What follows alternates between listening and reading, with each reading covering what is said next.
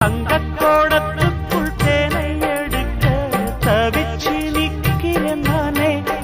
அட இது என்ன கூத்து, உனக்கு என்ன ஆச்சு, அதுக்கு ஒரு நேரம். தாழம்பூச்சல மானே எம்மேல தாகத்தை சொல்லுதடி, தொட்டுக் கொள்ளும் வேகத்தை சொல்லுதடி.